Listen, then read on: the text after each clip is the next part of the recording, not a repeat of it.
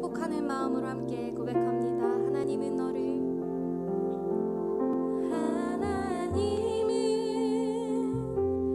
너를 만드신 분, 너를 가장 많이 알고 계시며, 하나님은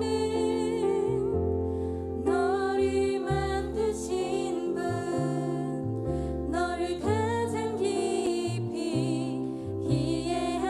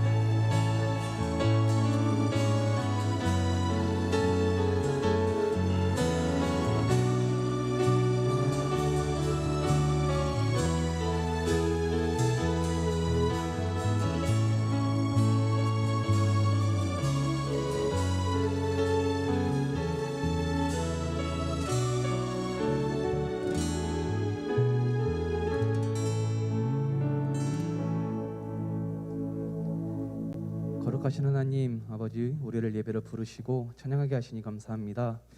어지러운 세상 속에 우리를 하나님의 소유로 택하시고 지켜주시는 은혜 감사합니다. 이 시간 말씀의 빛으로 우리 인생을 비춰주셔서 하나님 앞에 흠없는 백성으로 변화될 수 있는 기회 주심 감사드립니다. 주님, 우리가 한 주 동안 큐티를 하면서 말씀을 붙잡고 흔들리는 세상 속에서 주님의 말씀을 보며 흔들릴 때마다 버팀목이 되어주시고 선한 방향성을 붙잡아 어둠의 길로 빠져 어둠에 머물러 있는 것이 아니라 주님의 말씀을 붙잡고 빛의 자리에 나와 머물며 저희가 서 있는 자리에서 빛과 소금의 역할을 할 수 있게 해주신 감사드립니다. 주님, 이 시간 우리가 말씀을 붙잡고 빛의 자리에 머물며 빛의 자녀의 모습으로 살아가고 말씀대로 살기 위하여 노력하였지만 우리는 연약하여 넘어지고 어둠의 길로 빠져 어둠의 길로 머물러 있었던 우리의 모든 모습과 행동들을 이 시간 주님 앞에 고백하며 반성하니 용서하여 주옵소서. 주님, 이 시간 주님의 말씀을 듣기 원합니다. 말씀을 전해주시는 목사님의 입술을 축복하여 주시고 영육의 강건함을 주시어 목사님께서 전해주시는 말씀을 들을 때 우리의 현재 분주한 마음과 어려운 마음들을 다 내려놓고 온전히 주님의 말씀을 한 귀로 듣고 한 귀로 흘려 듣는 것이 아니라 온전히 주님의 말씀을 들을 수 있게 우리의 귀와 마음을 열어주시고 오늘 전해주시는 말씀을 통해 우리가 한 주 동안 살아갈 때 버팀목이 되어 어둠의 길로 빠지지 않으며 우리가 서 있는 자리에서 빛과 소금의 역할을 할 수 있게 의지할 수 있는 말씀이 될 수 있도록 주님께서 인도해 주시고 우리의 한 주 삶 가운데 길라잡이가 될 수 있도록 주님께서 인도해 주옵소서. 우리와 항상 함께 계시며 사랑이 많으신 예수 그리스도의 이름으로 기도드립니다. 아멘.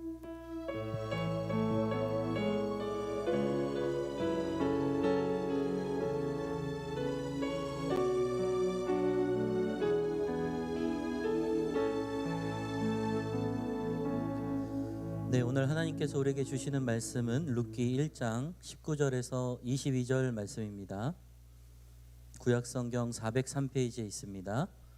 룻기 1장 19절에서 22절 말씀. 네, 우리 네 구절인데요. 같이 한번 좀 합독하면 좋겠습니다. 룻기 1장 19절에서 22절 우리 함께 합독해서 읽겠습니다. 시작. 이에 그 두 사람이 베들레헴까지 갔더라. 베들레헴 이를 때에 온 성읍이 그들로 말미암아 떠들며 이르기를 이가 나오미냐 하는지라. 나오미가 그들에게 이르되 나를 나오미라 부르지 말고 나를 마라라 부르라. 이는 전능자가 나를 심히 괴롭게 하셨음이니라. 내가 풍족하게 나갔더니 여호와께서 내게 비어 돌아오게 하셨느니라. 여호와께서 나를 징벌하셨고 전능자가 나를 괴롭게 하셨거늘 너희가 어찌 나를 나오미라 부르느냐 하니라. 나오미가 모압 지방에서 그의 며느리 모압 여인 룻과 함께 돌아왔는데 그들이 보리 추수 시작할 때에 베들레헴에 이르렀더라. 아멘. 네, 오늘 봉독된 말씀을 가지고 진정한 회복의 법칙이라는 제목으로 하나님의 말씀을 나누겠습니다. 우리가 삶을 살아갈 때 모든 일이 정말 우리의 뜻대로 계획대로 이루어지면 좋겠지만 그렇지 않다라는 것에 대해서 때로는 답답한 마음이 들고 내 인생이 왜 이렇게 안 풀릴까? 라고 질문을 하는 사람이 더러 많이 있을 것입니다. 그런데 모든 만사의 어려움을 다짜고짜 하나님께 불평하는 것은 좋지 않다. 또 어떤 경우라도 하나님을 원망하는 것은 안 된다라고 이런 말을 우리가 어릴 때부터 그것은 어리석은 일이라고 배웠습니다. 하나님을 원망하는 것은 불신앙에 가까운 것이고 원망하게 되면 더 큰 벌을 받을 수 있기 때문에 원망하면 안 된다라고 우리가 배웠습니다. 여러분들은 이 부분에 대해서 어떻게 생각하십니까? 과연 우리가 믿는 하나님일까요? 본문에서 나오미는요 불평을 고스란히 하나님 앞에 다 하는데 하나님이 고스란히 그것을 다 받아주십니다. 성경을 아무리 찾아봐도요 이 나오미의 불평을 하나님께서 정죄하셨거나 또 지적하시는 부분은 찾아볼 수가 없다라는 거예요. 그렇다면 우리가 하나님께 불평을 해도 되는 건지 아니면 불평을 하지 말아야 되는 건지 오늘 본문의 말씀을 살펴보면서 하나님께로부터 진정한 회복을 찾는 법칙을 함께 찾아보기를 원합니다. 오늘 본문은요 지난주 함께 살펴보았던 나오미의 귀향 중에 있었던 나오미와 두 사람의 대화 및 나오미를 따르기로 한 룻의 결단을 보면서 그 마침내 나오미가 며느리 룻과 함께 자신의 고향인 베들레헴으로 돌아오게 된 사실을 오늘 기록하고 있습니다. 이 나오미가요 끝까지 자신을 따르는 룻과 함께 고향 땅 베들레헴으로 돌아온 시기는 보리를 추수하는 시기였습니다. 그러니까 따라서 모압 땅으로 나갈 때 풍족하게 나갔던 나오미가 모든 것을 잃고 빈털터리로 돌아오는 모습과는 달리 이제 이스라엘 백성들은 비교적 양식이 풍족했던 것으로 추측할 수 있습니다. 왜냐하면 보통 보리 추수할 때는 추수의 곡식을 저장하기도 하고 또 그것의 소산을 하나님께 감사함으로 드리는 시기였기 때문에 그렇습니다. 그래서 자연스럽게 나오미의 이 빈털터리의 초라한 모습은 베들레헴의 장안의 화제거리가 됩니다. 나오미는요 지난주에 제가 말씀드렸듯이 기쁨이라는 뜻의 의미가 있다라고 말씀드렸어요. 그런데 그 이름 대신에 자신의 모습에 어울리는 괴로움 또는 쓴맛이라는 뜻의 마라라 불려달라고 나오미가 오늘 고백하는 거예요. 아무튼 이 나오미가 유다 땅 베들레헴으로 돌아옴으로써 하나님의 구속사적인 새로운 장이 열리게 됩니다. 그것은 여러분들과 이제 살펴볼 다음 장, 이제 2장에서 언급될 이제 보아스와의 만남의 장면입니다. 우리는 이런 사실에서 하나님의 섭리를 정말 오묘하게 다시 한번 느낄 수 있다라는 것이죠. 어떻게 하나님이 그러한 만남을 정말 준비하셨는지. 사실 엘리멜렉 가정의 모압으로 이주, 또 나오미의 시련과 귀향 등은 인간의 눈으로 보면 평범한 인간사에 지나지 않습니다. 그러나 신앙의 눈으로 볼 때 그곳은 하나님께 대한 엘리멜렉의 불신앙, 또 하나님의 징계, 또 나오미의 회개, 그리고 그 상황 속에서 하나님의 구속사를 이끌어 가시기 위한 하나님의 섭리가 적용되었다라는 것을 우리는 볼 수 있다라는 것이죠. 즉 하나님께서는 오히려 이러한 일련의 어려움과 또 힘든 상황 속에서 하나님의 계획을 점차적으로 차차 하나하나 이루어 가시는 것을 보게 된다라는 것입니다. 물론 이는 인간의 불신앙이 하나님의 계획에 도움을 주었다라는 것은 아닙니다. 다만 하나님께서 악을 선으로 바꾸셔서 은혜를 베풀어 주신 것뿐이라는 거예요. 이러한 하나님의 놀라운 섭리가 극명하게 이제 드러난 사건이 바로 예수님의 십자가 사건입니다. 즉 하나님은 독생자 아들을 십자가에 못 박은 우리를 도리어 그 십자가로 말미암아 생명을 얻게 하셨습니다. 실제로 우리의 생각으로는 도저히 이해할 수 없는 하나님의 은혜이자 사랑이라는 거예요. 그러면 오늘 우리가 본문을 자세히 살펴보면서 이런 과정 속에서 나오미의 모습을 통해 우리는 어떻게 하나님으로부터 진정한 회복을 얻으며 살아가야 되는지 말씀 속에서 그 깨달음을 찾아보기를 원합니다. 먼저 우리 19절을 다시 한번 보겠습니다. 제가 읽어볼게요. 이에 그 두 사람이 베들레헴까지 갔더라. 베들레헴에 이를 때에 온 성읍이 그들로 말미암아 떠들며 이르기를 이가 나오미냐 하는지라. 나오미와 룻이 베들레헴에 도착을 했어요. 여인들이 어떻게 반응했다라고 말해요? 이가 나오미냐라고 반응했다는 거예요. 여기서 떠들었다라는 본문의 말에 이 원문을 찾아보면요 여성형으로 쓰여졌습니다. 그러니까 이게 무슨 말이냐면 그 성의 여인들이 이렇게 반응했다라는 거예요. 이 말은 풍족했던 나오미가 텅 빈 채로 돌아와서 남편과 두 아들이 죽고 모압 여자 며느리 하나를 데리고 온 것이 믿기지 않아서 한 여자들의 감탄문이라는 거죠. 그러니까 쉽게 얘기해서 저기 예전에 그 나오미 아니야? 근데 뭐야 나갈 때는 아들 둘이 어떻게 나가더니 어떻게 또 모압 여자 뭐 한 명을 데리고 와가지고 어머 저 완전 행색을 봐 완전 뭐 아이고 거지가 다름없네 막 이러면서 수근수근 거리면서 저 사람이 나오미 맞아 라고 서로 막 이렇게 이야기하고 있는 모습이 바로 19절에 이야기하고 있는 모습이라는 거죠. 그럼 20절을 한번 보겠습니다. 20절은 뭐라고 이야기하냐면 나오미가 그들에게 이르되 나를 나오미라 부르지 말고 나를 마라라 부르라. 이는 전능자가 나를 심히 괴롭게 하셨음이니라. 자, 앞서서 베들레헴의 여인들이 하는 말에 나오미가 어떻게 반응해요?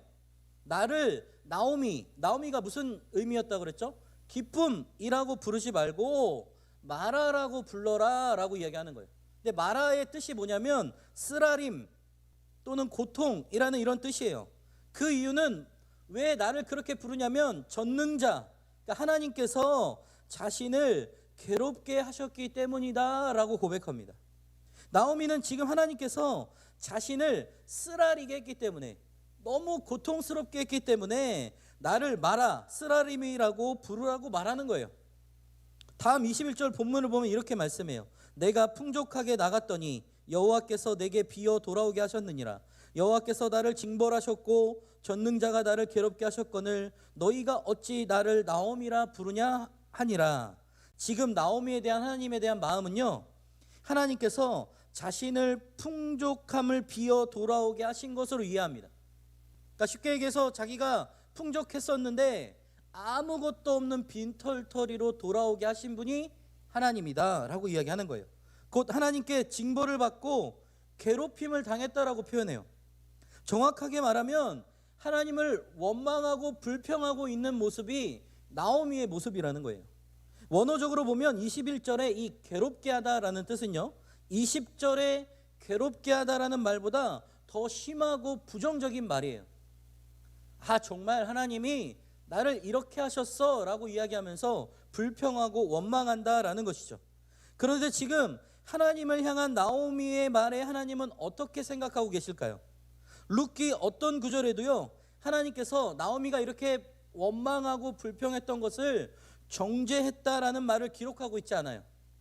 오히려 룻기 전체의 줄거리는요, 텅 비어 돌아온 나오미를 채우시는 이야기로 가득합니다. 그것은 바꾸어 말하면 하나님께서 나오미의 불평을 받아주고 계신다라는 거예요. 이렇게 보면 하나님은 우리의 불평을 들어주신다라고 우리는 짐작할 수 있습니다. 캠벨 몰간이라는 신학자는 이렇게 말해요. 어떤 경우에는 우리의 불평이 하나님을 경외하는 태도가 될 수도 있다라고 말합니다. 여러분, 구약에는 아브라함, 욥, 예레미야, 엘리야 등 하나님께 불평했지만 그것을 받아들여진 사례가 여러 번 등장합니다. 그 이유는 그들이 하나님의 전적인 주권을 인정했기 때문이에요. 그런데 본문의 나오미 역시 하나님의 전적인 주권을 인정하고 있어요. 하나님의 주권을 인정하는 자의 불평은 하나님을 인정하고 하나님을 경외하는 태도가 될 수 있다라는 겁니다. 그러면 우리는 스스로 이렇게 한번 질문을 던져봐야 돼요. 하나님을 향한 나의 불평에는 하나님의 전적인 주권을 인정하는 그 믿음이 담겨져 있는가?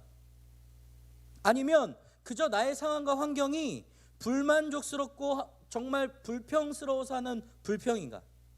우리의 불평도 받아주신 하나님 앞에 나의 불평의 방향이 어떻게 전환되어야 되는지를 오늘 나오미의 모습을 통해서 우리는 결단해야 하고 변화해야 된다라는 거예요. 하나님은요, 우리의 불평까지도 받아주시는 분이에요. 그러므로 하나님 앞에서 우리의 불평은 삶의 여러 사건들, 어려움들, 불만족을 표출하는 이 불평이 아니라 하나님의 주권을 인정하는 불평이 되어야 된다라는 거예요. 하나님께서 회복시키시고 치유하실 것을 믿는 믿음으로 우리의 솔직한 마음을 표출하는 것은 결코 죄가 아니라는 거예요. 예를 들면 하나님이 반드시 우리의 문제를 해결할 것이라고 믿고 있어요. 그런데 지금의 상황이 도무지 이해가 되지 않아요. 그래서 하나님께 기도하는 거죠. 하나님이 분명히 나의 상황과 문제와 염려를 해결해 주실 줄 저는 믿습니다. 그러나 지금 이 상황이 도무지 이해가 되지 않아요. 하나님, 저에게 왜 이러한 상황을 주셨죠? 라고 이야기하면서 하나님의 주권을 전적으로 믿으며 고백하는 이 불평과 불만은 하나님이 고스란히 다 받아주신다는 거예요. 그런데 반대로 그냥 정말 우리가 왜 주변의 사람들한테 불평하듯이, 아, 정말 어떻게 이럴 수가 있니? 와, 정말 이게 말이나 되니? 너 그 사람 얘기 들어봤어? 너 그 사람 뭐 어떤 부분 알아? 이러면서 나의 상황과 환경과 그 모든 것이 그냥 문제인 양 그냥 불평하고 불만하는 것은 앞에 전자의 믿음으로 불평하고 고백하는 것과 전혀 다르다라는 거예요. 과거 제가 청소년 사역을 할 때부터 만났던 청년이 있었습니다. 이제 고1 때부터 만나서 이제 청년이 된 거죠. 이 친구가 이제 고3 무렵 때 이제 대학 입시를 열심히 준비하고 있었어요. 부모님이 이제 너무 공부에 전념하고 열심히 하니까 정말 힘들어하는 것이 보기가 힘드셔서 그런지 정말 하루 정도 그냥 뭐 1박 2일도 아니고 하루 정도 바람을 쐬고 정말 좀 기분을 전환을 하고 다시 좀 열심히 집중해서 공부하자라고 해서 어디를 가려고 했냐면 동해안을 다녀오자고 이제 부모님이 제안을 합니다.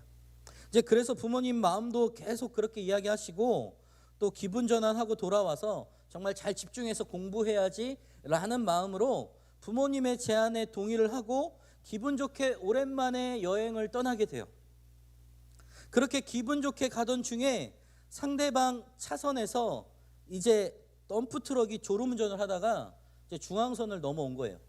그래서 이 가족이 타고 가던 승용차를 덮쳤습니다. 너무 갑작스러운 사고에 정신을 잃었는데 이 청년이 눈을 뜨자마자 어딘가 살펴봤더니 병원 응급실이었대요. 그리고 팔다리가 부러져서 움직일 수 없는 상황이었어요. 그리고 이제 병원 관계자를 통해서 전해드린 소식은 함께 동승했던 다른 가족은 그 자리에서 다 사망하였고 본인만 살아남아서 이렇게 병원에 누워 있다라는 소식을 움직이지도 못하고 그냥 이렇게 전해 들은 거예요. 그리고 병원에 가서 제가 이제 그 청년을 이제 보게 되었습니다. 너무 갑작스러운 상황이 현실로 느껴지지 않고 너무 당황스러워서 눈물도 나지 않고 정말 그냥 우리 말로 멍 때리고 있는 거예요. 이게 도대체 무슨 상황이지? 그리고 몸을 회복하기 시작하고 움직이면서 이 청년에게 더 이상 살 소망이 없어진 거예요. 계속해서 병원에서 치료받기를 거부하고 자살 시도까지 해서 제가 병원으로 가서 만나보고 찾아서 또 이야기하고 여러 상황들을 또 함께 대화를 나눴지만 그 청년의 얼굴을 보고 있는데 무슨 위로가 되겠어요? 무슨 격려가 되겠어요? 그냥 저도 그냥 마음이 아파서 같이 그냥 울 수밖에 없었습니다.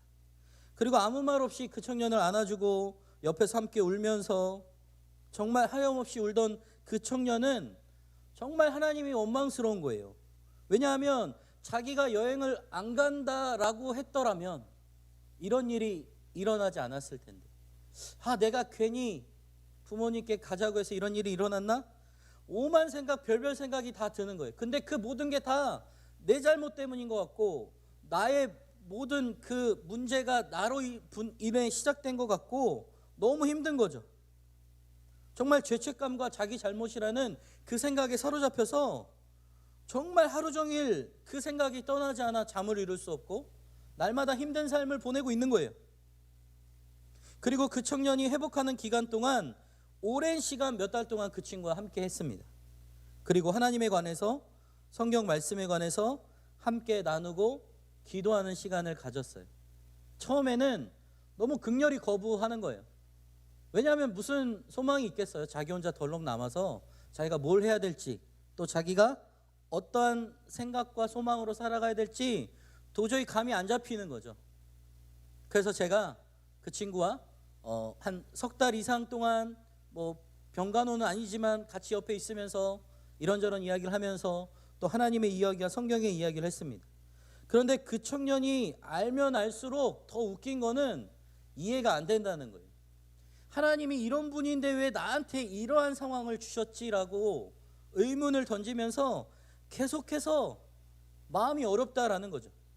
하나님은 나를 위해 놀라운 계획을 갖고 계시고 나를 사랑하신다고 하는데 나는 왜 이런 상황이 일어났는지 알 수 없다며 저에게 묻고 또 묻고 또 물었습니다. 그리고 그 뜻을 우리의 생각으로는 이해할 수 없으니 함께 그 마음 자체를 하나님께 묻고 기도하자라고 제안을 했어요. 그리고 그 청년과 함께 믿음의 불평 기도를 하기 시작했습니다. 그 청년은 이렇게 기도했습니다. 하나님, 저에게 왜 이런 일이 일어나게 하셨죠? 제가 납득할 수 있는 마음을 좀 주세요. 그리고 저는 이렇게 기도했어요. 하나님, 주의 뜻을 알게 하여 주옵소서. 지금의 상황이 하나님의 반전의 은혜로 바뀔 수 있도록 인도하여 주옵소서. 그 청년도 저도 간절하게 기도했습니다. 정말 때로는 불평하고 또 때로는 원망하며 그렇지만 하나님이 하실 것이라는 믿음을 가지고 기도했어요. 어떨 때는 정말 불편하고 하소연하듯이, 어떨 때는 정말 울면서 그렇게 기도했습니다. 그렇지만 그 청년과 저의 마음 가운데 하나님께서 분명한 뜻을 주실 것이라는 믿음이 저에게는 있었어요. 결국 그런 간절한 마음에 그 청년과 저에게 동일한 마음을 주셨는데, 정말 갑작스럽게 불의의 사고로 소년소녀 혹은 청소년 가장이 된 취약계층의 영혼들을 섬기고 사랑하는 마음을 주신 거예요. 처음에는 그냥 너가 나를 대신해서 정말 나의 사랑을 전하는 삶으로 살아가면 안 되겠니? 라는 질문을 마치 베드로에게 예수님이 물으셨던 것처럼 그 청년이 받았다라고 합니다. 그러면서 점점 구체화되어져 가는 거예요. 그래서 그 청년이 사회복지 쪽으로 공부하면서 그 일들을 하나님의 뜻으로 여기며 살아가고 있습니다. 누구보다 자신이 경험한 일들이 있기에 그 어려운 자들을 진정한 마음으로 위로하고 섬기는 일들을 지금도 잘 감당하고 있어요. 사랑하는 여러분, 때로는요, 우리의 생각과 상식과 이해로는 도저히 이해가 안 되는 일들이 너무나도 많이 일어납니다. 그리고 우리 안에 불평의 마음들이 생겨요. 그러나 하나님께서 분명한 뜻이 있을 것이라는 하나님을 향한 믿음을 갖고 모든 것을 기도로 아뢰면 하나님께서 반드시 나오미의 상황을 기쁨으로 반전을 일으키셨던 것처럼 우리의 삶에도 역사하실 줄 믿습니다. 바라기는 하나님 안에서 정말 믿음으로 불평하고 고백하는 기도의 사람들 되시기를 주님의 이름으로 축원합니다. 룻기 1장은요, 이 나오미의 가족이 베들레헴으로 떠나는 장면으로 시작해서 베들레헴으로 돌아오는 장면으로 마치게 됩니다. 22절 말씀을 함께 볼게요. 제가 읽겠습니다. 나오미가 모압 지방에서 그의 며느리 모압 여인 룻과 함께 돌아왔는데 그들이 보리 추수 시작할 때에 베들레헴에 이르렀더라. 나오미가 베들레헴을 떠날 때는요, 풍족한 중에 남편과 두 아들이 있었어요. 돌아올 때는 모두 죽고 이방 모압 두 여자 중에 룻만 며느리로 데리고 왔습니다. 그 이유를 성경은 직접적으로 말하고 있지는 않지만 간접적으로는 이 베들레헴에 분배받은 하나님의 약속의 땅을 떠난 것이 원인인 것을 말하는 것으로 우리가 느낄 수 있습니다. 그래서 룻기 1장이 주는 교훈은요, 삶의 어려움이 찾아올 때 하나님께 불평할지언정 떠나서는 안 된다라는 것입니다. 하나님을 떠나서 결코 나오미의 이름, 이 기쁨처럼 살 수 없다라는 거예요. 아무리 열심히 살아도 결국은 우리 인생의 본질이 마라라는 사실을 맞닥뜨리게 될 것이라는 거예요. 인생은 쓰라린 거예요. 인생은 고통인 거예요. 그러나 하나님과 동행하고 하나님과 함께하면 그 인생은 기쁨으로 반전될 수 있다라는 그 사실을 우리가 믿어야 된다라는 겁니다. 그래서 우리가 무슨 일이 있어도 하나님을 떠나서는 된다 안 된다? 안 된다는 거예요. 차라리 우리의 이 솔직한 상한 심령을 하나님께 기도로 올려드려야 돼요. 여러분들 다윗을 보세요. 다윗이 양을 칠 때나 또 누군가에 쫓길 때나 본인의 어려움이 있을 때 정말 하나님 앞에 정말 탄식하듯 고백하며 기도해요. 하나님, 저 원수의 복전에서 나를 건져주옵소서. 하나님, 나의 이 어려운 상황 가운데서 저 원수의 괴계를 물리쳐 주시고 나를 하나님의 은혜 가운데로 인도함으로 하나님 역사하여 주옵소서. 나의 마음을 확정하고 확정하셨사오니 내가 이 마음을 주님께 가지고 찬송하며 나아갑니다 라고 고백하며 찬양하며 기도했던 다윗의 모습을 보게 됩니다. 요즘 우리가 코로나로 가족과 많은 시간들을 보냅니다. 타이반 자의반으로 보내고 있지만 사람들이 여러분 뭐라고 고백하는지 아세요? 적당하게 떨어지는 것도 좋겠다. 너무 붙어 있으니까 더 싸운다는 거예요. 그것은 익숙하지 않고 그동안 오랜 시간 함께 보낸 경험이 없기에 불편하다는 거죠. 우리가 하나님과의 관계도 평소와의 친밀하게 또 깊은 관계를 유지해야 하는 이유도 바로 여기에 있다라는 거예요.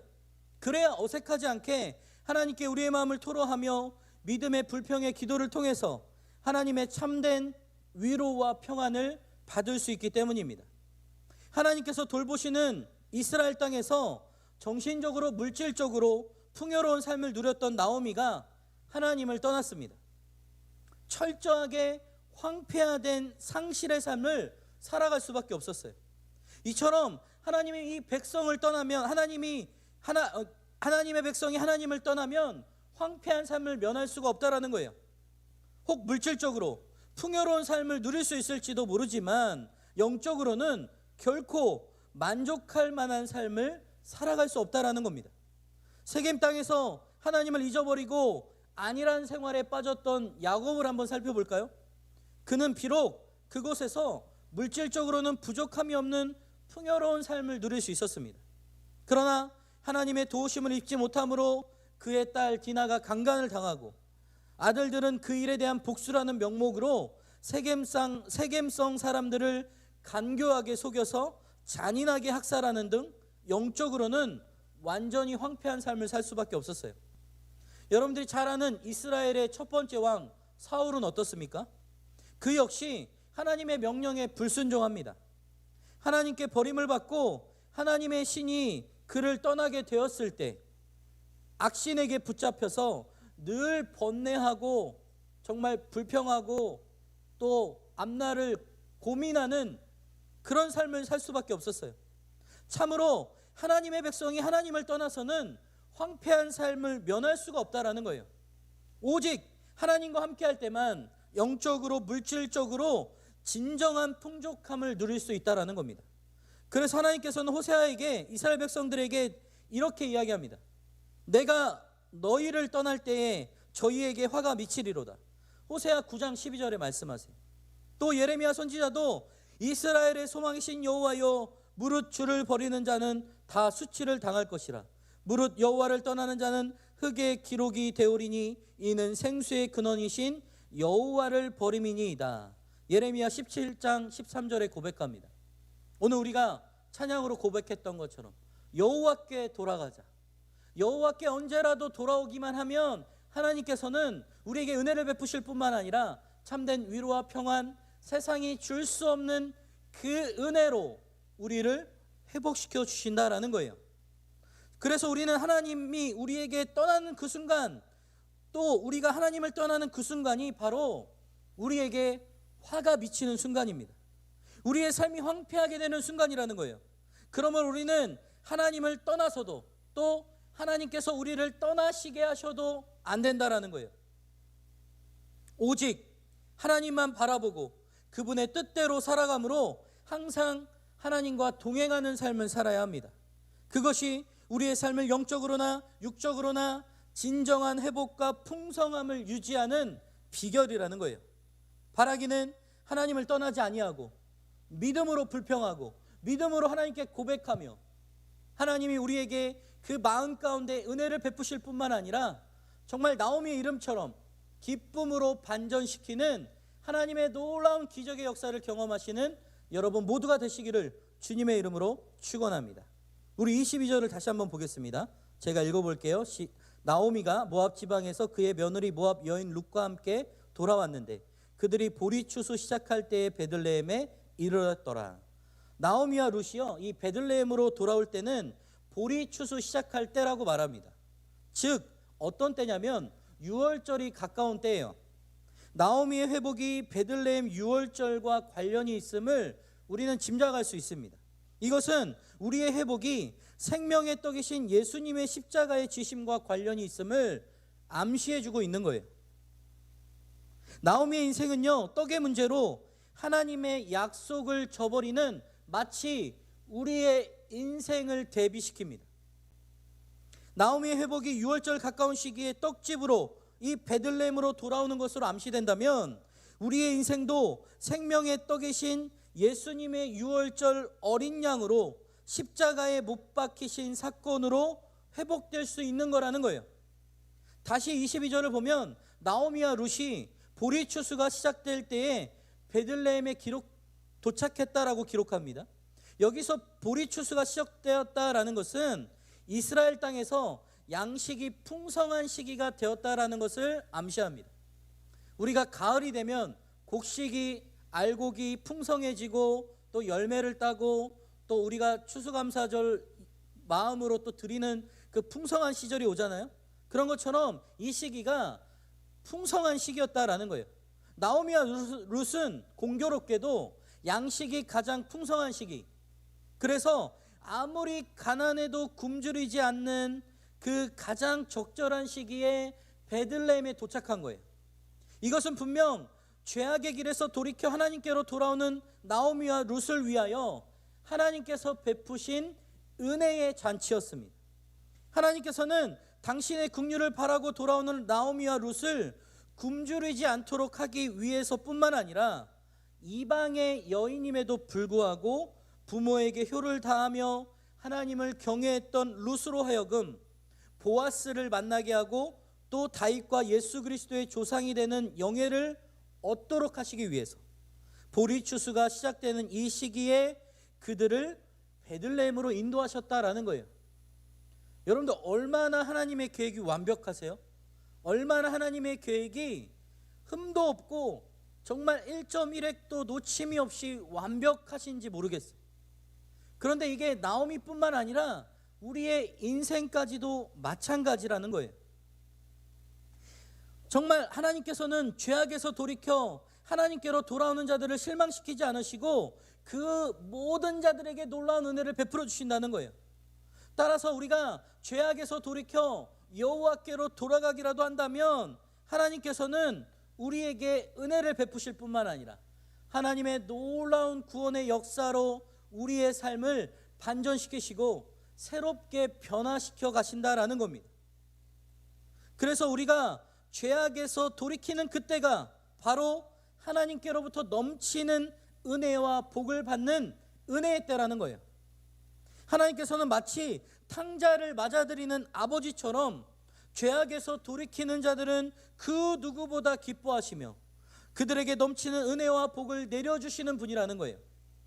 그러므로 우리는 하나님 앞에서 범죄했을 때 무엇보다 회개하기를 지체하면 안 된다라는 거예요. 회개가 늦어지면 늦어질수록 이 죄로 인한 대가의 지불과 고통과 가중은 엄청나다라는 겁니다. 우리가 죄를 회개하는 순간 하나님의 은혜는 우리에게 풍성하게 임한다라는 거예요. 사랑하는 여러분, 우리의 삶이 어떠할지라도 여호와께 돌아가서 주님 앞에 기도하는 여러분들 되시기를 주님의 이름으로 축원합니다. 그럴 때 여러분들의 삶을 회복시켜 주실 뿐만 아니라 세상이 줄 수 없는 참된 평안과 은혜로 여러분들을 채워 주실 것입니다. 과거 제가 사역하던 교회에서 한 권사님이 저에게 부탁할 게 있다라고 하면서 좀 만나자고 급히 전화를 하셨습니다. 그래서 이제 교회 근처에서 만나보게 되었어요. 차를 한잔하면서 이런저런 이야기를 하는데 이제 권사님을 통해서 이제 들은 내용은 자기 아들을 좀 만나달라는 거예요. 그래서 왜 그러냐고 말씀드렸더니 아들이 과거 이제 교통사고로 감사하게 목숨은 건질 수 있었는데 다리를 잃어서 의족을 차고 다니는데 그때의 상처와 아픔으로 인해서 도무지 방 안에서 나오지 않고 집 밖으로 나오지 않고 은둔 생활만 한다는 거예요. 그래서 이제 어머니 이 권사님이 저러다 내 아들 죽겠다 싶어서 저에게 이제 SOS를 친 거예요. 그래서 이제 구조 요청과도 같은 그 급한 요청에 이제 그 권사님 댁으로 가게 되었습니다. 그래서 집에 가봤더니 어머니가 이제 야 목사님 오셨다 좀 나와서 인사 좀 해라고 하는데 본체 만체 뭐 전혀 뭐 반응이 없는 거예요. 그래서 제가 이제 방문을 두드리고 이제 안으로 들어가 봤더니 정말 뭐 쓰레기장을 방불케 하는 방 안이 정말 뭐라고 표현할 수가 없어요. 그냥 방이 아니라 그냥 뭐라고 해야 되나 그냥 쓰레기장이에요 그냥. 그래서 계속 막 이렇게 컴퓨터 게임 하고 있더라고요. 그래서 제가 이제 대화 좀 하자, 좀 나랑 이야기 좀 하자라고 했더니 뭐 본체 만체 계속 그러고 있더라고요. 그래서 제가 포기하지 않고 계속해서 대화를 요구하고 시도하니까 제 이야기 끝까지 다 들어주실 수 있으세요? 라고 눈을 막 이렇게 부라리면서 저한테 갑자기 그러는 거예요. 순간 쫄았어요. 순간 쫄았어요. 왜냐하면 많은 사람들을 경험해봤지만 이렇게 얘기하는 사람은 보통이 아닐 거라는 게 이렇게 막 이렇게 느낌적으로 오는 거죠. 그래서 저도 모르게 아이 당연하지라고 했지만 내 마음 한구석에선 근심과 그 어려움이 막 싹 올라오는 거죠. 그러면서 정말 그 친구에게 그렇게 이야기했어요. 그동안 너가 못했던 얘기, 하고 싶은 얘기 다 해봐. 정말 마음에도 없는 말을 그냥 훅 했어요. 그랬더니 정말 그동안 자기가 받았던 온갖 상처와 자신 안의 이야기들을 5살 때부터 꺼내더라고요. 그러니 그때가 35이었거든요. 그 청년이 35년의 이야기를 들으니 얼마나 많은 시간이 이어져 갔겠어요. 정말 거침없이 흘러갔어요. 3시간, 4시간, 4시간 반, 5시간 정도 됐던 것 같아요. 저는 그냥 고개만 끄덕이고 정말 그 차 앞에 이렇게 붙여놓는 정말 강아지 고개처럼 계속 저는 고개만 끄덕이고 그랬냐고 공감해주고 정말 그러다가 지쳤는지 나는 뭐 목만 아팠지 그렇게 지치진 않았어요. 그런데 이 친구가 지쳤는지 주방으로 가서 물을 한 잔 떠와서는 자기도 조금 미안한지 얘기를 할까 말까 망설이길래 내가 정말 마음에도 없는 하고 싶은 얘기 있으면 더 해봐요 라고 얘기를 했어요. 순간 두려웠습니다. 그랬더니 언제 망설였냐라는 듯이 또 이야기를 하기 시작하는 거예요. 그래서 다시 시작한 이야기는 1시간 넘게 거의 2시간 가까이 본인 하소연을 하며 끝났습니다. 그리고 이제 마지막에 자기도 미안한지 이제 그만할게요. 내가 언제 뭐라고 말도 안 했어. 그냥 난 듣기만 하고 정말 그냥 계속 고개만 끄덕이고 그냥 공감했어요. 그러면서 하는 얘기가 나를 또 이렇게 위로해 주더라고요. 아, 목사님이 무슨 잘못이 있다고 제가 이야기를 이렇게 들어주시는지 이미 다 했거든. 7시간 반 동안. 그때 제가 한마디 했습니다. 괜찮아요. 근데 그런 이야기를 제일 많이 들어주시는 분이 있는데 누군지 아냐고. 그랬더니 그 청년이 그게 누군데요?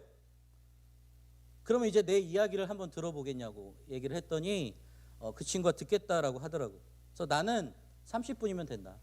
그래서 이제 이야기를 하기 시작했습니다.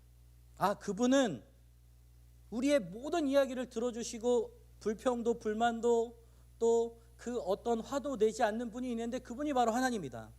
그런데 그 하나님이 이런 분이다 라고 이야기를 하면서 제가 자연리 복음을 전하기 시작했습니다. 자연계의 자연법칙이 있듯이 하나님과 사람 사이에도 영적인 원리가 있습니다. 하나님은 당신을 사랑하시며 당신을 위한 놀라운 계획을 가지고 계세요. 사람은 죄에 빠져서 하나님으로부터 떠나 있어요. 그러므로 하나님의 사랑과 계획을 우리는 알 수 없고 또 그것을 체험할 수 없습니다. 사람은 죄에 빠져 있어요. 모든 사람이 죄를 범하였음에 하나님의 영광에 이르지 못하더니라고 했습니다. 본래 사람은 하나님과 사귀며 살도록 창조되었어요. 그런데 사람은 자기의 마음대로 살려고 했기 때문에 마침내 하나님과의 사귐은 끊어지고 말았습니다.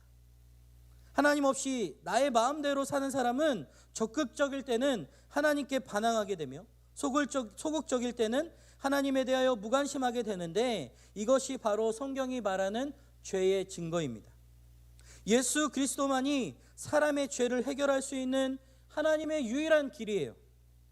당신은 그를 통하여 당신에 대한 하나님의 사랑과 계획을 알게 될 수 있고 또 그것을 체험할 수 있습니다.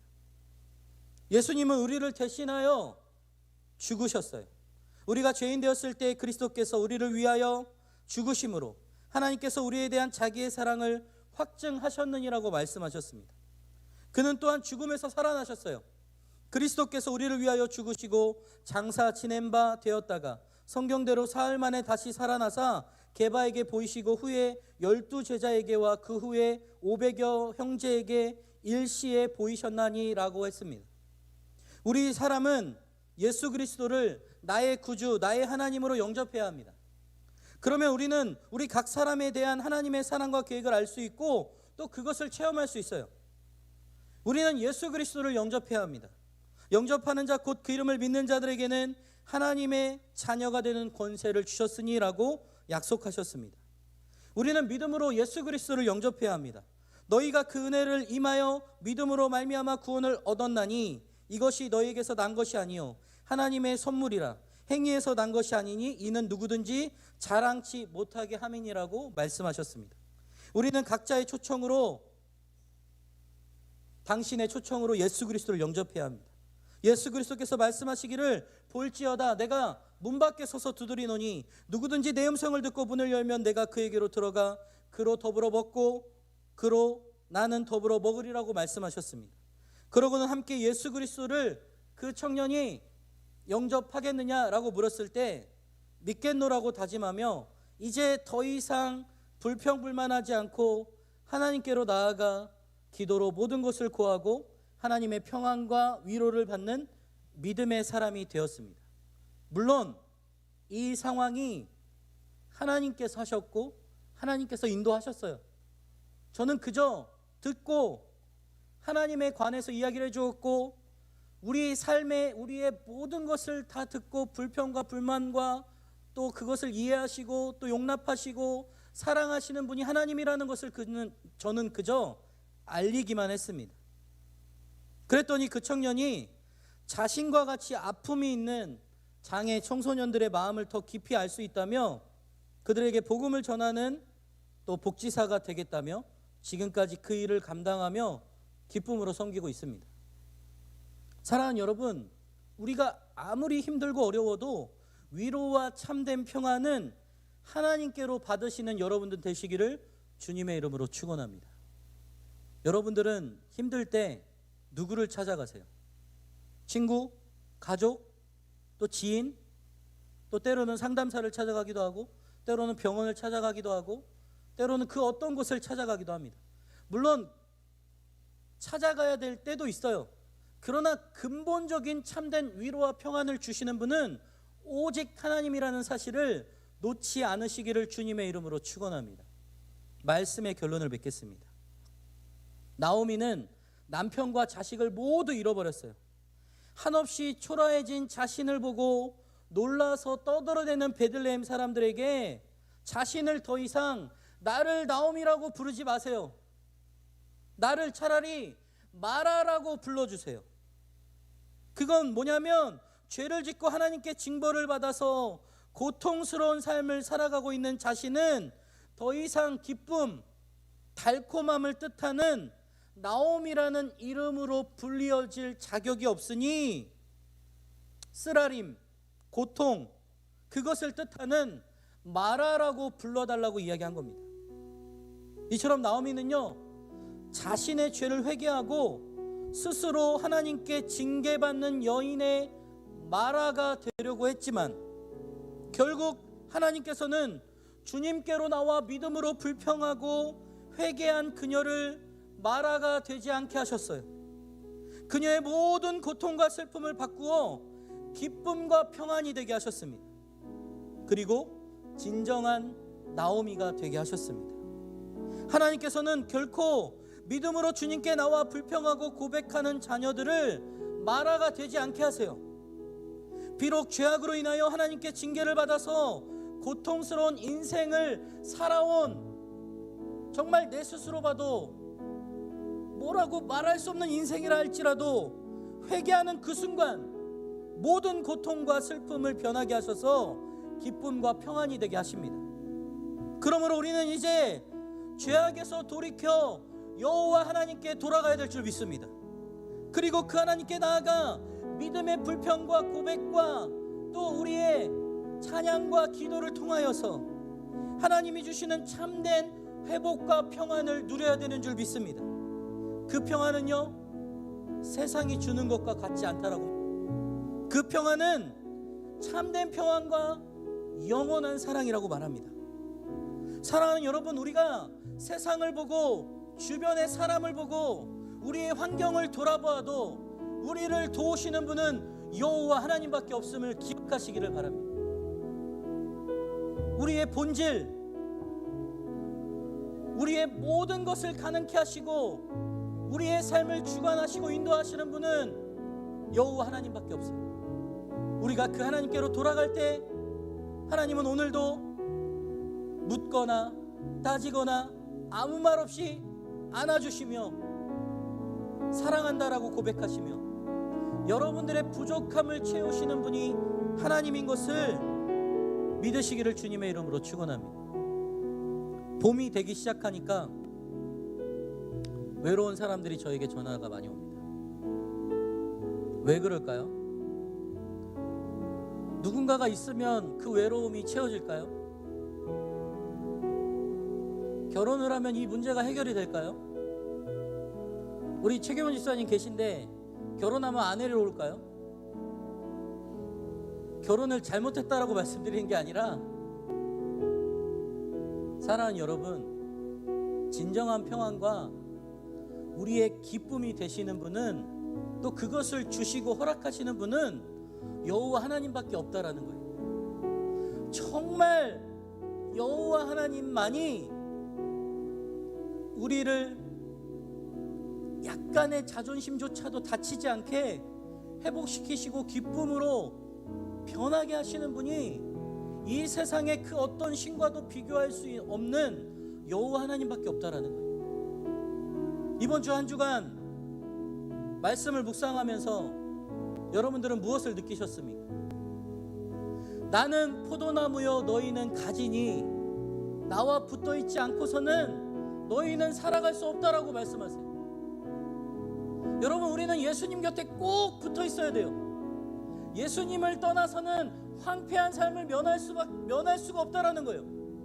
예수님 곁에 꼭 붙어서 그분과 함께하는 삶만이 진정한 하나님의 회복의 삶이요, 하나님의 체험의 방식이라는 것을 꼭 믿으시기를 주님의 이름으로 축원합니다. 그래서 여러분들이 이성교제를 해도, 결혼을 해도, 어떤 삶에 있어도 우리의 본질과 근원으로부터 오는 하나님의 참된 평안과 회복의 이 체험은 놓치면 안 된다는 거예요. 그게 우리의, 마치 물을 마시지 않으면, 공기를 마시지 않으면 살 수 없듯이 우리에게 꼭 필요한 것이라는 거예요. 여러분, 놓치지 않으셨으면 좋겠어요. 정말 이 시기에 하나님이 주시는 참된 평안과 사랑으로 회복하는 여러분 모두가 되시기를 주님의 이름으로 축원합니다. 그래서 하나님 곁에 꼭 붙어서 우리의 모든 상황을 고백하며 믿음으로 불평하며 진정으로 회복받는 여러분 모두가 되시기를 주님의 이름으로 축원합니다. 이 시간 함께 찬양하며 기도하기 원합니다. 정말 우리가 둘러보아도 우리를 지켜주시고 인도하시는 분은 하나님밖에 없습니다라는 고백으로 나아갈 텐데요, 하나님은 너를 지키시는 분, 정말 우리의 삶의 주관자 되시고 인도하시는 그 하나님을 찬양함으로 나아가기를 원합니다. 하나님은 너를 지키시는 자.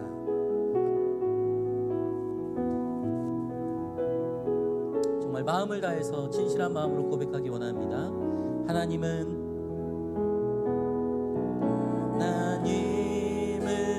너를 지키시는 자, 너의 우편에 그늘 되시, 낮의 해와 밤의 달도 너를 잊지 못하리. 하나님은 너를 지키시는 자, 하나님은 너를 지키시는 자, 너의 환난을 면케하시, 그가 너를 지키시리라. 너의 출입을 지키시리라. 눈을 들어 산을 보아라. 눈을 들어 산을 보아라. 너의 도움 어디서나 천지 지으신 너를 만드신 여호와께로. 한 번 더 고백합시다. 하나님은 너를 지키시는 자, 하나님은 너를 지키시는 자, 너의 우편에 그늘 되시, 낮의 해와 밤의 달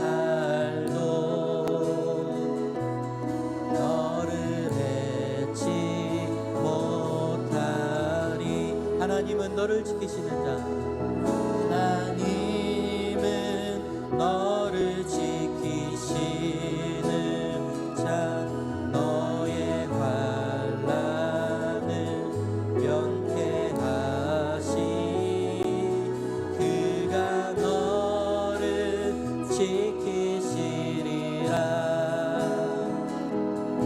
너의 출입을 지키시리라. 눈을 들어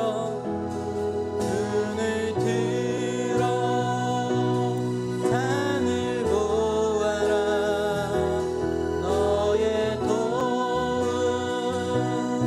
어디서 오나. 천지 지으신 너를 만드신 여호와께 눈을 들어 산을 보아라. 눈을 들어 산을 보아라. 너의 도움 어디서 오나. 천지 지으신 너를 만드신 여호와. 한 번 더 고백합시다. 눈을 들어 산을 보아라. 눈을 들어 산을 보아라. 너의 도움 어디서 오나. 천지 지으신 너를 만드신 여호와께로다. 사랑하는 여러분, 이 시간 기도하면 좋겠습니다. 나오미는 빈털터리가 되어서 주님께 돌아왔지만 그에게는 믿음이 있었어요. 그래, 내가 이러한 상황이지만 하나님이 나를 도우실 거야, 하나님이 나를 인도하실 거야 라는 믿음으로 하나님께 불평하기 시작했어요. 그리고 그는 나지막히 하나님께 자신을 드리기 시작했습니다. 사랑하는 여러분, 여러분들은 어떠한 상황과 환경에 있는지 모르겠어요. 그러나 오늘 우리도 나오미처럼 하나님께로 돌아가십시다. 그리고 그 하나님께 기도하십시다. 하나님, 우리의 상황과 환경을 인도하실 줄 믿습니다. 그러나 주님, 나를 도우시고 인도하여 주시고 함께하여 주옵소서. 하나님이 나를 도와주시옵소서. 우리 주님 이름 한번 부르고 기도하겠습니다. 주여, 하나님, 오늘 나오미처럼 그의 이름이 기쁨으로 회복시키시고 그의 삶을 하나님께서 회복으로 인도하셨던 것처럼 우리의 삶 또한 진정한 삶의 회복으로 인도하실 줄 믿습니다. 하나님, 우리의 삶을 주장하여 주셔서 우리가 그 어떤 상황과 환경에 있을지라도 여호와의 곁을 떠나지 아니하며 여호와 하나님께 믿음으로 고백하며 불평하며 기도하는 자가 되게 하여 주옵소서. 우리의 인생을 책임져 주시고 우리의 인생을 도우시는 분은 오직 여호와 하나님인 줄 믿사오니 주님, 나를 붙잡으셔서 오늘도 그 하나님의 회복으로 승리하며 나아가는 우리 모두가 되게 하여 주옵소서. 주님, 우리의 부족함을 주님께서 하시오나니 하나님이 채워주시고 하나님이 회복시켜주시고 하나님이 인도하여 주옵소서. 우리의 인생을 책임져 주시고 인도하시고 지켜주시옵소서. 이 시간 한 가지 더 기도하기 원하는 것은요, 하나님, 우리가 여호와 하나님의 곁을 떠나지 않게 하여 주옵소서. 나는 포도나무여 너희는 가지라고 말씀하신 그 하나님의 말씀을 우리가 듣고 늘 주님의 곁을 떠나지 아니하며 하나님이 주시는 참된 위로와 회복과 평안을 누리는 자가 되게 하여 주옵소서. 그 어떠한 일이 있어도 여호와께 붙어있게 하여 주옵소서. 우리 다시 한번 주님 이름 부르고 기도하겠습니다. 주여, 하나님, 우리의 상황과 환경이 어떠할지라도 주님을 떠나지 않게 하여 주옵소서. 주여, 우리를 떠나지 마옵소서. 주여 우리가 주님의 곁을 떠나지 아니하며 주는 포도나무요 우리는 가지오니 주님의 곁에 붙어서 또 날마다 하나님이 주시는 참된 평안과 위로와 회복을 누리게 하여 주옵소서. 우리에게 참된 위로와 평안을 주시는 분은 하나님인 줄 믿사오니 하나님 우리의 삶을 주장하셔서 하나님의 뜻과 계획 가운데 우리가 순종하며 하나님의 말씀대로 살아가는 주님의 자녀들 될 수 있도록 주님 우리를 인도하시고 함께하여 주옵소서. 하나님만이 우리의 힘이 되어주시고 하나님만이 우리의 능력 되어주셔서 오늘도 그 어떤 문제와 염려를 갖고 왔을지라도 하나님 채우시고 회복시켜 주시고 치료하여 주옵소서. 삶의 힘든 고단함과 아버지 하나님 피로함과 어려움이 있다면 이 시간 하나님의 것으로 채워주시고 하나님 회복시켜 주시옵소서. 사랑의 하나님 감사합니다. 오늘 말씀을 통하여서 나오미의 인생이 떡의 문제로 하나님의 약속을 저버리는 우리의 인생과도 같음을 깨닫게 하시니 감사합니다. 나오미를 6월절 가까운 시기에 돌아오게 하시고 회복시키신 것처럼 우리의 인생도 생명의 떡이신 예수님의 십자가의 능력으로 회복시켜 주옵소서. 세상이 주는 위로와 격려가 아닌 오직 하늘로부터 오는 하나님께로부터 오는 참된 평안과 진정한 회복을 허락하여 주옵소서. 모든 것을 감사드리며 예수님의 이름으로 기도합니다. 아멘.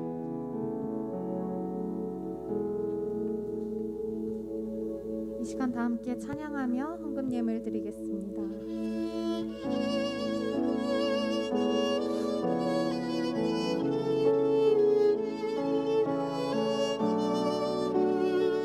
함께 찬양합니다. 하나님의 사랑을 사모하는 자 하나님의 평안을 바라보는 자 너의 모든 것 창조하신 우리 주님이 너를 얼마나 사랑하시는지 하나님께 찬양과 경배하는 자 하나님의 선하심을 닮아가는 자 너의 모든 것 창조하신 우리 주님이 너를 자녀 삼으셨네. 하나님 사랑의 눈으로 너를 어느 때나 바라보시고 하나님 인자한 피로써 언제나 너에게 기울이시니 어두움에 밝은 빛을 비춰주시고 너의 작은 신음에도 응답하시니 너는 어느 곳에 있든지 주를 향하고 주가 바라올지라. 하나님 감사합니다. 오늘도 기쁨으로 나와 예배하며 또 드려진 이 헌금을 기쁨으로 받아주시고 또 이 헌금을 통하여서 하나님의 나라와 역사와 복음이 회복되게 하여 주옵소서. 오늘 주신 말씀처럼 나오미를 베들레헴에 다시 돌아오게 하시고 진정한 회복을 주신 것처럼 우리의 인생도 언제라도 주께로 나아오면 진정한 회복과 은혜로 인도해 주실 줄 믿습니다.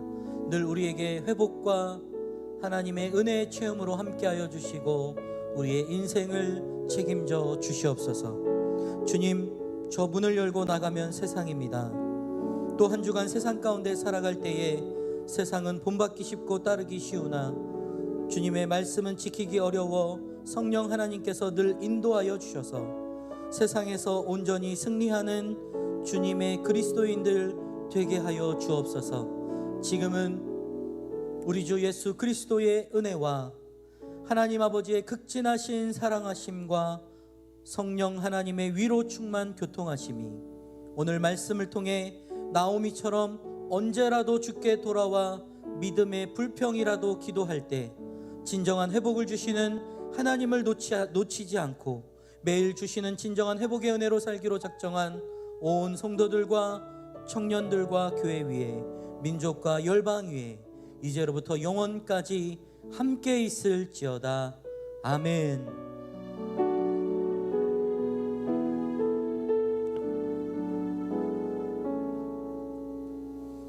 네, 예배가 마쳤습니다. 이 시간 이후에는요, 새가족 환영과 또 광고 시간, 사랑의 선물 나누는 시간 갖도록 하겠습니다. 오늘 새로운 새가족 있으신데요, 최지은 청년인데요, 저 뒤쪽에 계신 것 같은데 어디 계시죠? 네, 이쪽에 있습니다. 우리 박수로 크게 환영하도록 하겠습니다. 네, 잘 오셨습니다. 감사합니다. 네, 오늘 등반은 없고요, 사랑의 상자 같이 나누는 시간 갖도록 하겠습니다. 네, 정서연 청년. 네, 이강훈.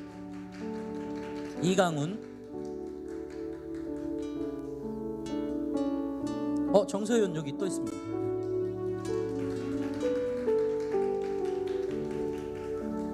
네, 강훈. 서연 자매 또 있어요. 미안합니다. 네.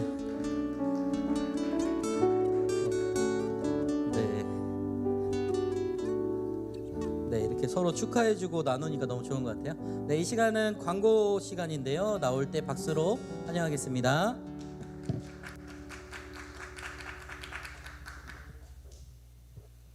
네, 광고 시작하겠습니다. 네, 청년부 예배가 온라인 오프라인으로 진행됩니다. 발열 체크와 QR코드 체크에 함께 해주시고요. 코로나가 빨리 종식되어서 다시 모두 함께 예배드릴 수 있도록 기도 부탁드립니다. 계속해서 화요 기도회가 진행되고 있습니다. 줌으로 함께 하실 수 있으니까요, 저녁 7시 50분에 많이 함께 해주시면 감사하겠습니다. 네, 다음 주 주일 3월 28일은 고난주일입니다. 주님의 고난에 동참하는 마음으로 함께 기도하는 시간을 가지시기 바랍니다.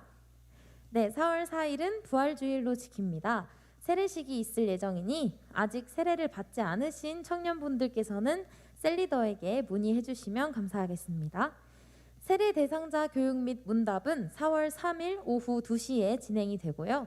세례식은 4월 4일 주일에 진행이 되는데 2부 예배 때 세례식을 하고요. 3부 예배 때는 유아 세례가 있을 예정입니다. 매주 화요일 저녁 9시에 청년부에서 찬양 인도를 진행합니다. 8시 20분까지 교회 본당으로 모여주시고요. 의상은 상의 흰색, 하의 검정색으로 입어주시면 감사하겠습니다. 매주 토요일 오전 10시부터 1시까지 건반 레슨이 진행됩니다. 건반을 배우시고 싶은 청년분들께서는 신청해 주시고요. 레슨비는 3만 원이고 문의는 한예은 청년에게 해주시면 감사하겠습니다. 네, 이번 주 토요일에 봄맞이 교회 대청소를 실시합니다.